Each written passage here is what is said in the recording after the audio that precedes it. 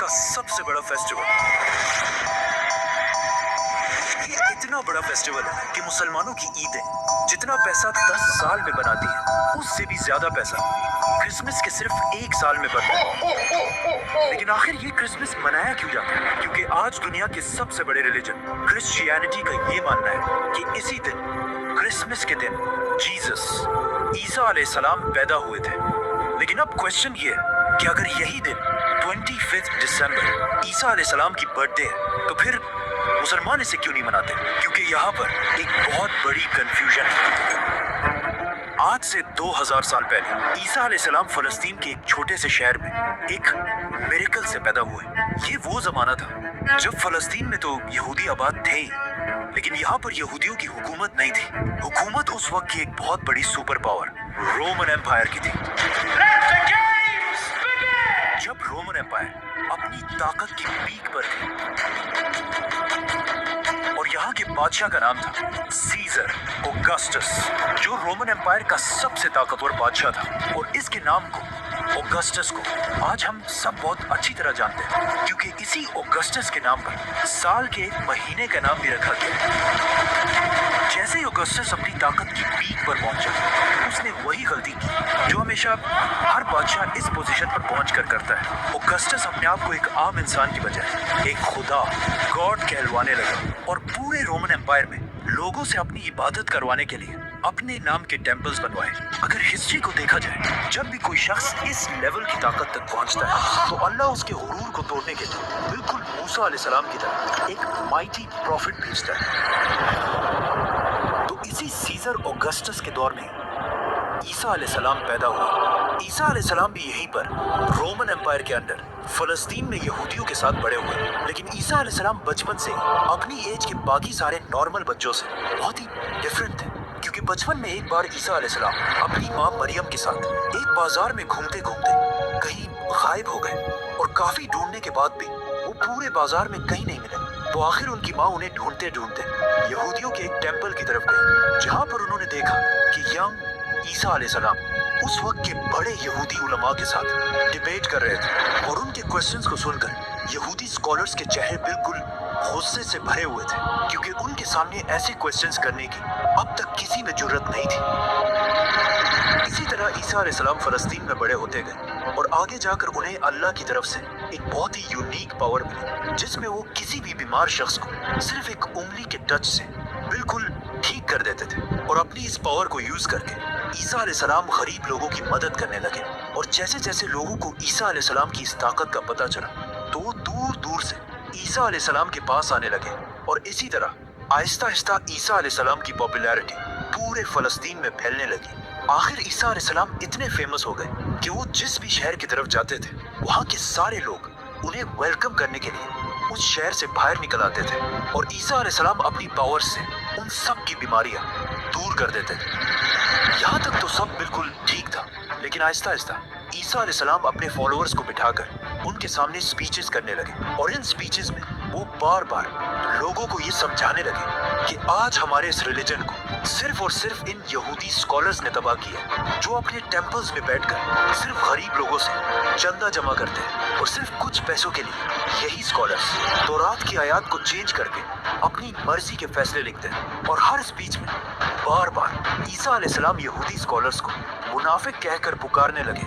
ये सब सुनने के बाद यहूदी अवाम तो ईसा अलैहिस्सलाम की इन बातों से बहुत इंस्पायर होते थे, लेकिन ईसा अलैहिस्सलाम की इन बातों से यहूदी स्कॉलर्स के धंधे खराब होने लगे, जिसकी वजह से यहूदी उलमा के दिलों में ईसा अलैहिस्सलाम के लिए सख्त नफरत पैदा हुई। और वो ये प्लानिंग करने लगे कि किसी तरह ईसा अलैहिस्सलाम को मारकर उनसे अपनी जान छुड़ा दें।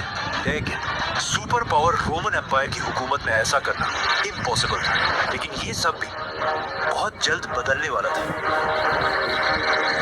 क्योंकि आहिस्ता आहिस्ता ईसा अलैहिस्सलाम फलस्तीन में इतने फेमस हो चुके थे कि वो फलस्तीन में जहाँ भी जाते थे, हजारों लोगों का क्राउड उन्हें देखने के लिए जमा हो जाता था। आखिर एक दिन ईसा अलैहिस्सलाम फलस्तीन के कैपिटल जेरूसलम की तरफ गए। जब लोगों को इस बात का पता चला, तो हजारों लोग उनको वेलकम करने के लिए सिटी से बाहर निकल आए और उनकी सवारी के सामने खजूर के दरख्त की शाखें फेंकने लगे, जो उस जमाने में हाईएस्ट रिस्पेक्ट दिखाने का एक तरीका था।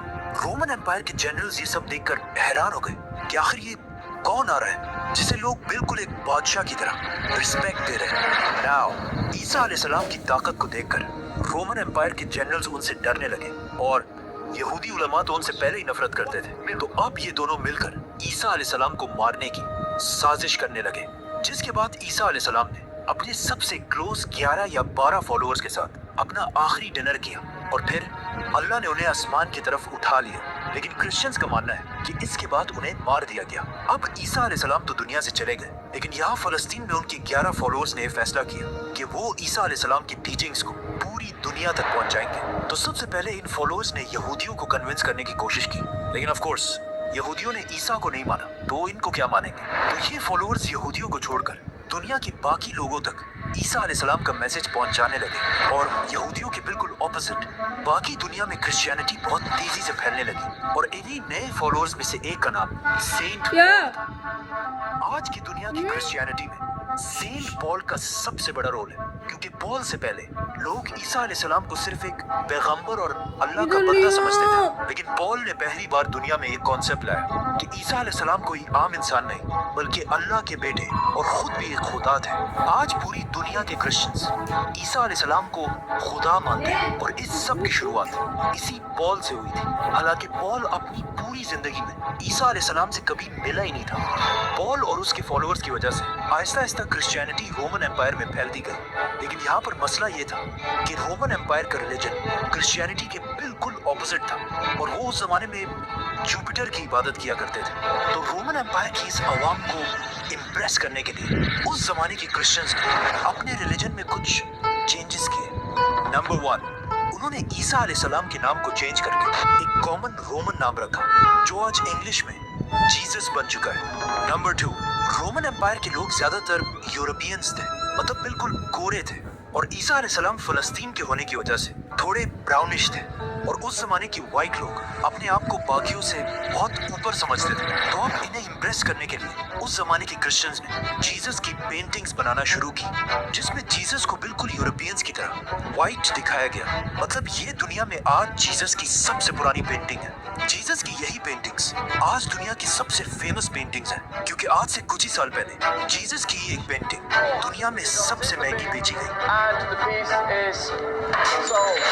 $450 मिलियन में, और जिसे खरीदा किसने? Mohammed bin Salman is the actual buyer of a Leonardo for a record-breaking $450 million at the Let's come back to the story. Christianity में इन चेंजेस की वजह से Aahista Aahista Christianity Roman empire में बहुत तेजी से फैलने लगी और क्रिश्चियंस इतने बढ़ गए कि रोमन एम्पायर के बादशाहों ने सोचा कि अगर क्रिश्चियंस ऐसे ही बढ़ते गए तो ये तो हमारे रिलीजन जुपिटर के रिलीजन को बिल्कुल खत्म कर देंगे। तो आखिर रोमन एम्पायर के बादशाह ने फैसला किया कि अब क्रिश्चियनिटी को फैलने से रोकने के लिए हमें सारे क्रिश्चियंस को मारना होगा। जिसके बाद रोमन एम्पायर ने क्रिश्चियंस पर ऐसा जुल्म किया कि इस जुल्म को कुरान में भी डिस्क्राइब किया गया है कि जब रोमन एम्पायर के बादशाह के जुल्म से कुछ यंग लड़के भागकर एक गार केव में छुप गए और वहीं पर अगले 300 साल तक सोते रहे, जिन्हें असहाबे काफ कहा जाता है।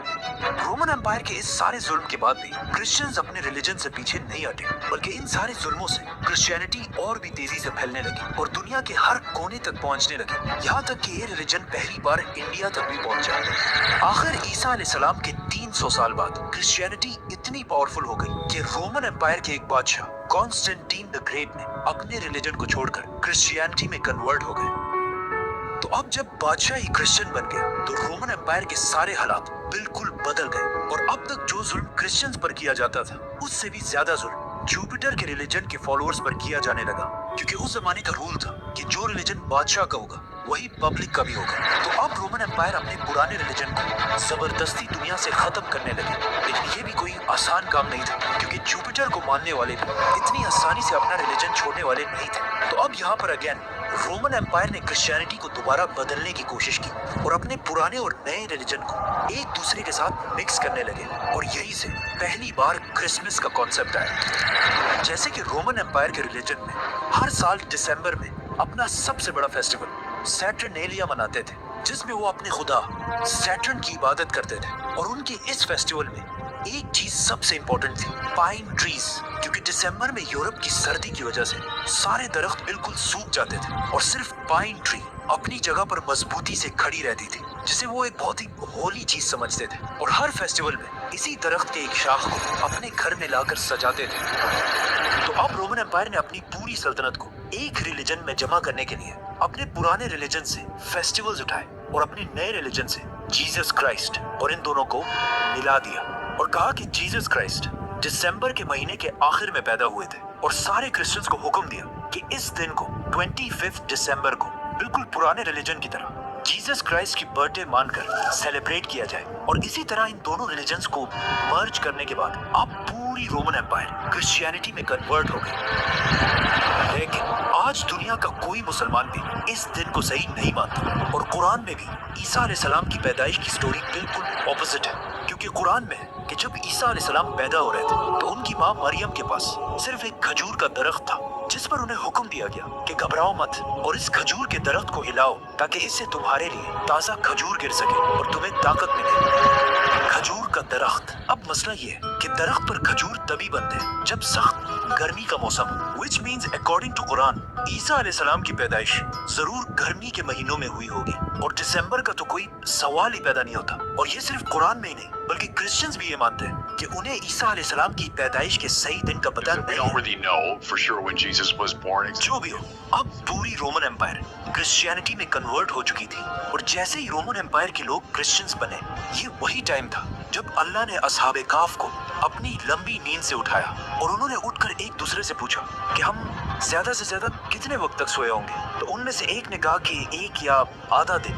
लेकिन जब वो बाहर निकले उन्हें पता चला कि यहाँ तो सब कुछ बिल्कुल बदल चुका है। इसके बाद क्रिश्चियनिटी दुनिया का सबसे बड़ा रिलीजन बना और आने वाले वक्तों में Roman Empire, British Empire, Spanish Empire की वजह से आज तक क्रिश्चियनिटी दुनिया का सबसे बड़ा रिलीजन है। और क्रिसमस दुनिया का सबसे बड़ा फेस्टिवल जिसमें हर साल पूरी दुनिया से लोग $1 ट्रिलियन से भी ज्यादा पैसा खर्च करते हैं, जो हर साल की ईद से 10 गुना ज्यादा पैसा है। लेकिन ये हमेशा से ऐसा नहीं था। क्रिसमस पहले के जमाने में सिर्फ एक छोटा सा फेस्टिवल था जिसमें लोग चर्च में जमा होकर अल्लाह और ईसा अलैहिस्सलाम को याद किया करते थे। लेकिन आहिस्ता आहिस्ता लोग इस सब से बोर होने लगे, तो अब लोगों को दोबारा क्रिसमस की तरफ अट्रैक्ट करने के लिए कुछ लोगों ने क्रिसमस के इस फेस्टिवल में नई चीजें ऐड की, जैसे कि म्यूजिक, गाना, शराब। और क्रिसमस के इस फेस्टिवल में जो सबसे बड़ा एडिशन किया गया वो था सैंटा क्लॉज, जो पुराने जमाने में एक real Christian scholar Saint Nicholas थे, जो अपनी जेनरोसिटी की वजह से पूरे क्रिश्चियंस में मशहूर थे। आज से 150 साल पहले जब पहली बार सेंटा क्लॉज को इंट्रोड्यूस कराया गया तो वो ज्यादातर ग्रीन या ब्लू कपड़े पहनकर बच्चों को गिफ्ट्स दिया करते थे। लेकिन ऐसा ऐसा कोका कोला सेंटा क्लॉज को अपने एड्स में यूज करने लगा और इसके कपड़ों को ग्रीन कलर से बदलकर बिल्कुल अपने बॉटल्स की तरह रेड और व्हाइट बना दिया। आज क्रिसमस पूरी दुनिया का सबसे बड़ा फेस्टिवल है, जो सिर्फ क्रिश्चियन कंट्रीज में नहीं बल्कि चाइना और इंडिया जैसी बड़ी कंट्रीज में भी मनाया जाता है, जिसकी वजह से क्रिसमस के फेस्टिवल में पूरी दुनिया से $1 ट्रिलियन से भी ज्यादा का बिजनेस होता है। और ये $1 ट्रिलियन इतना ज्यादा पैसा है कि अगर मुसलमानों की 10 साल की ईदों को भी मिला